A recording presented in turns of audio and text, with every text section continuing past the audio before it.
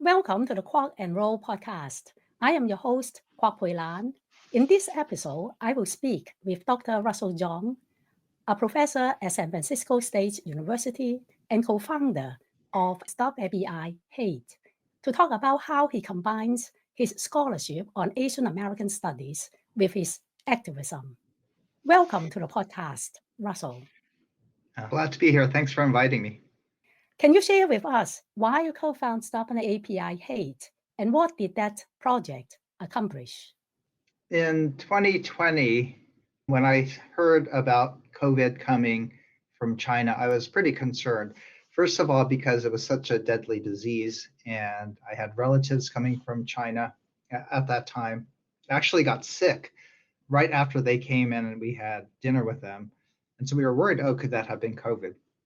But more significantly, I knew from SARS in the early 2000s that Asians were blamed for that disease and were racially profiled and faced harassment.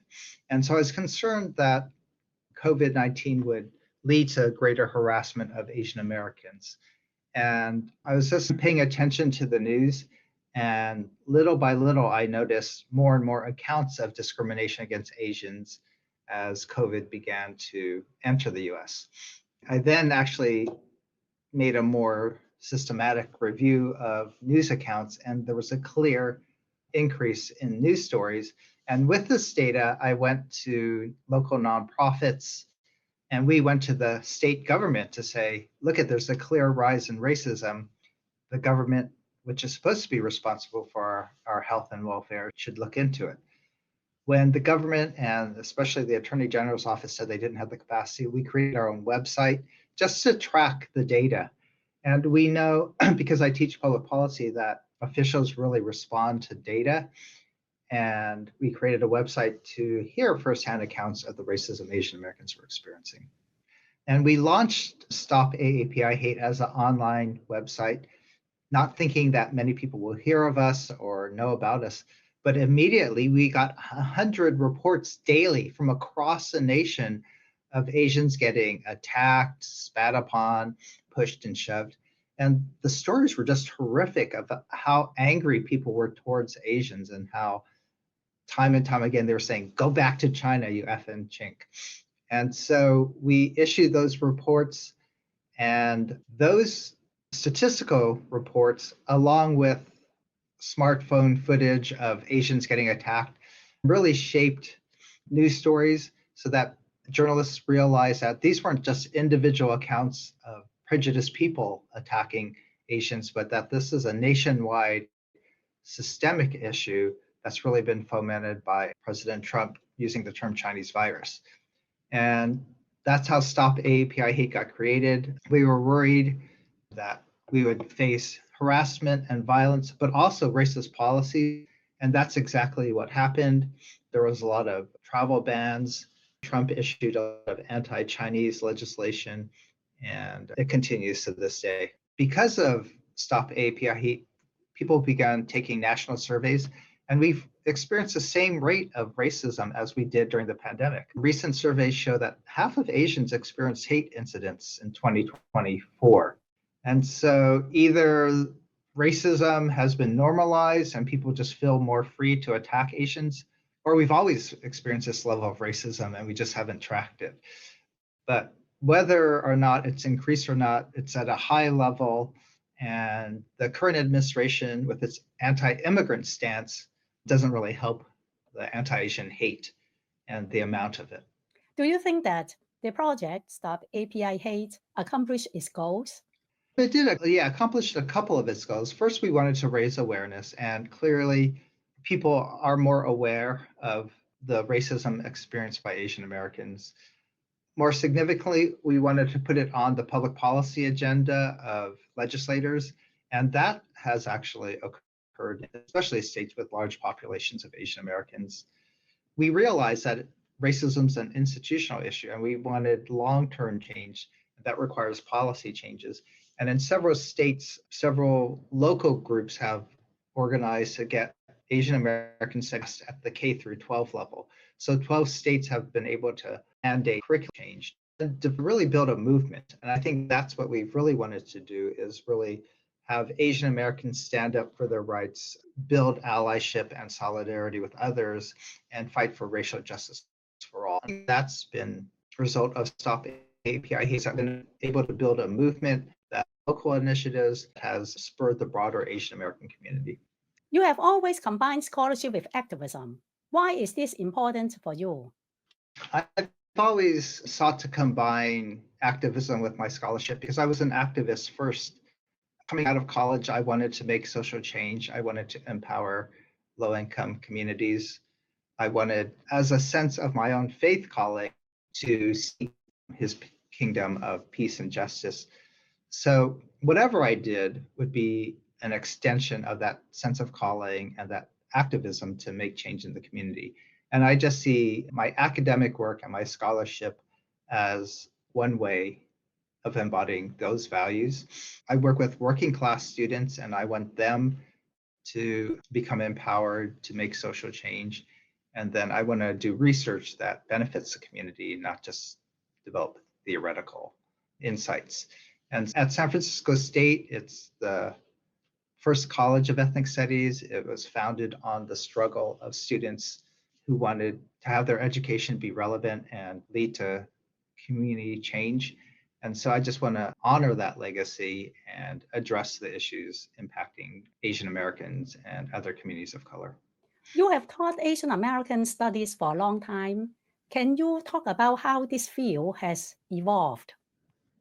It really has evolved over time. As I said, in 1968, the students organized under the Third World Liberation Front, and they really were trying to challenge two twin evils: racism in the US and imperialism abroad.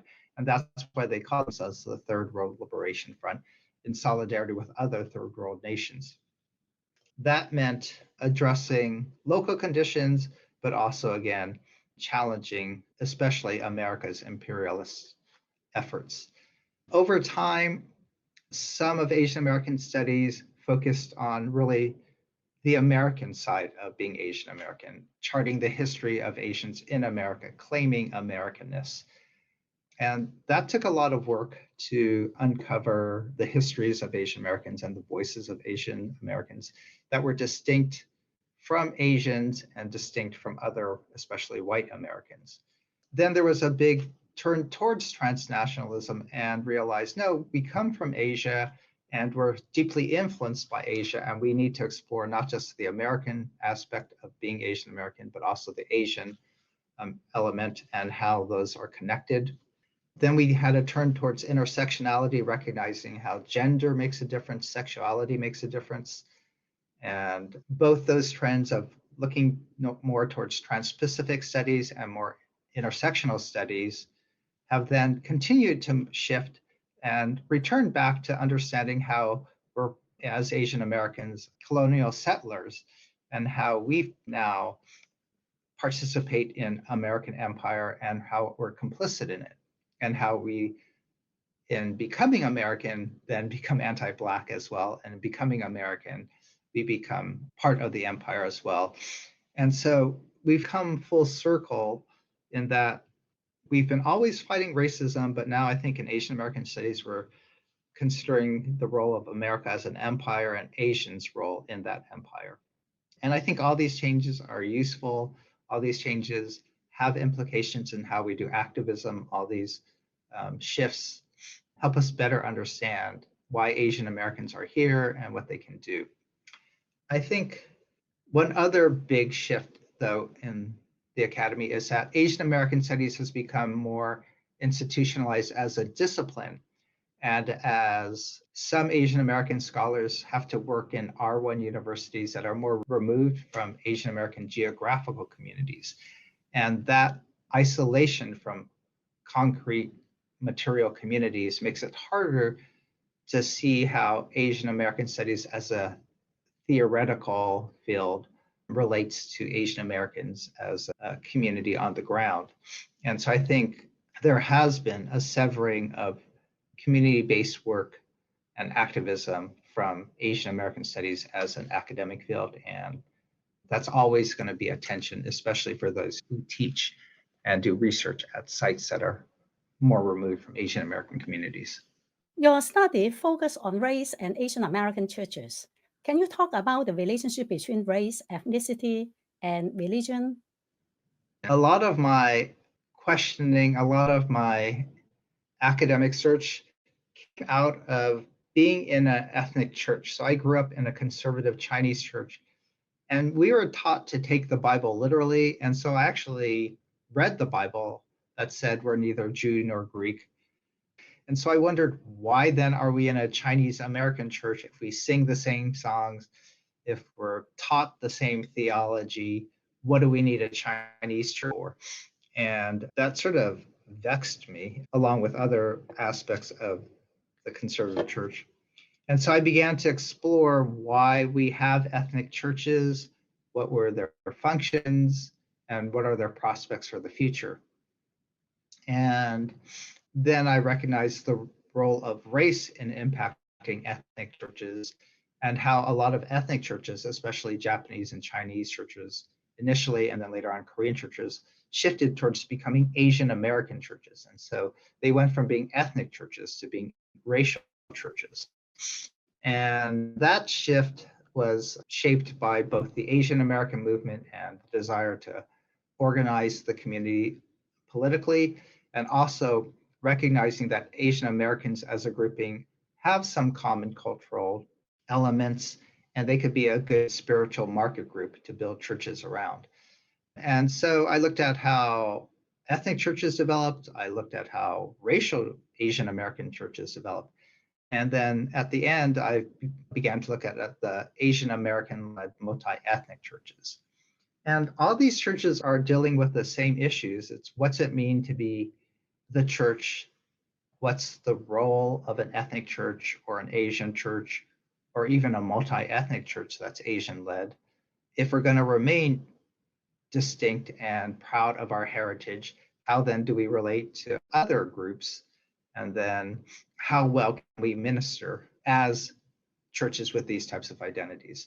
And so the church is probably the largest organization around which Asians gather in the US. So it's really powerful in that way.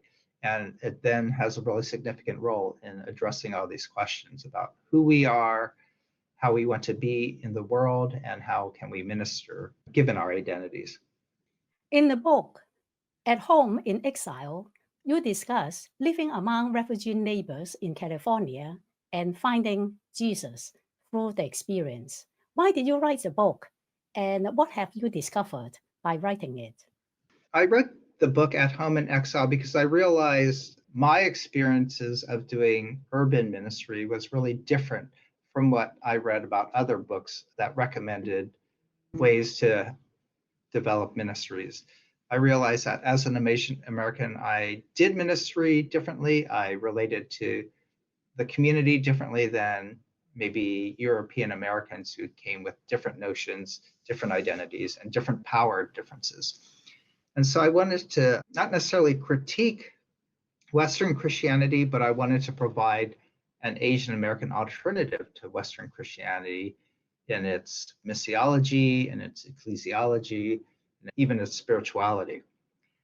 It's a work of lived theology, just basically about how I met Jesus and God and how I understand Jesus and God through the people I live with. Jesus said, if you serve the least of these, you're serving me. Blessed are the poor. And I wanted to understand what that meant. How are the poor blessed? What's it mean to see Jesus in those you feed, in those you clothe, in those you visit in prison? And in all those experiences, meeting undocumented people, living with refugees, hanging out with formerly incarcerated people, they all shaped my sense of faith because they had a lot more faith because they had to trust in God for their day-to-day survival. They taught me a lot about Jesus's grace and forgiveness because some of my friends were murderers and they shared with me how they dealt with their guilt and shame. And I understood God's forgiveness and grace even better through them. I've learned a lot about the precarity of possibly being deported and being excluded from America. And in those ways, I understand Jesus better because he was excluded. He was a refugee. Jesus was incarcerated. And so learning from my neighbors, I learned a lot about Jesus, and I wanted to share that with others. And it was a fun book to write because I had all these fun experiences with my community. I still live in Oakland for the last 3 decades. I still work with this community. I officiate weddings for Cambodian kids that I knew in the past. I still tutor Karen refugees from Burma. I still meet with people who are being possibly detained and deported. And this has been a lifelong journey. And for me, I think it's a way that we're actually called to live as followers of Jesus. Russell, I know that you grew up from an evangelical background. Can you share with us how your faith has evolved? Being evangelical is a really fraught term. And I grew up in actually a fundamentalist church that, again, took the Bible literally. And I still take scriptures seriously. I still think I'm evangelical in the old traditional sense of wanting to share good news, of wanting to have a relationship with Jesus in a personal way.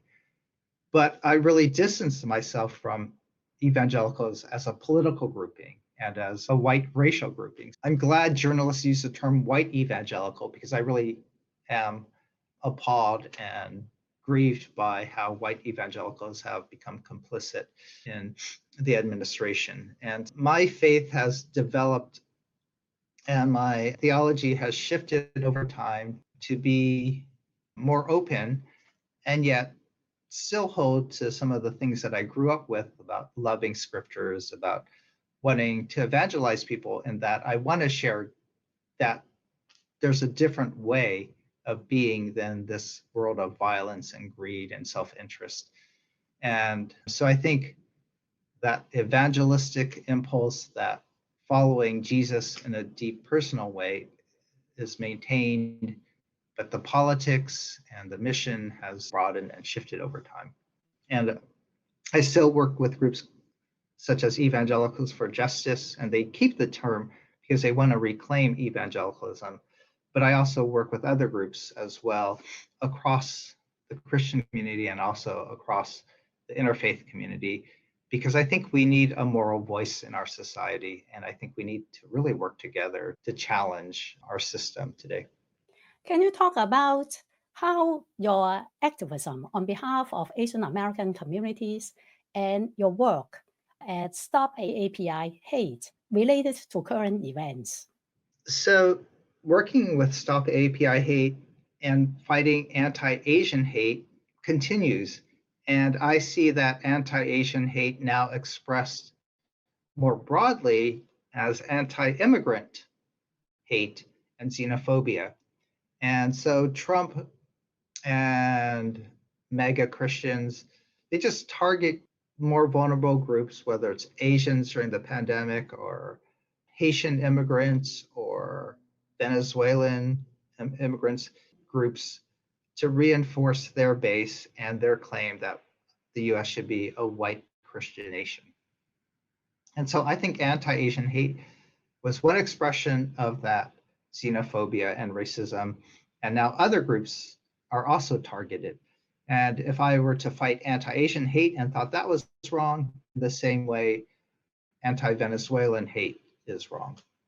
And as this anti-immigrant policies have been expanded, Asians are still caught up in those policies.